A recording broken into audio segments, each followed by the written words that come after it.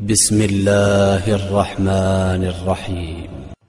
وذا النون إذ ذهب مغاضبا فظن أن لن نقدر عليه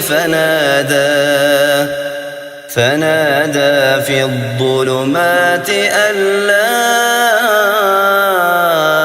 إله إلا أنت سبحانك إني كنت من الظالمين. فاستجبنا له ونجيناه من الغم وكذلك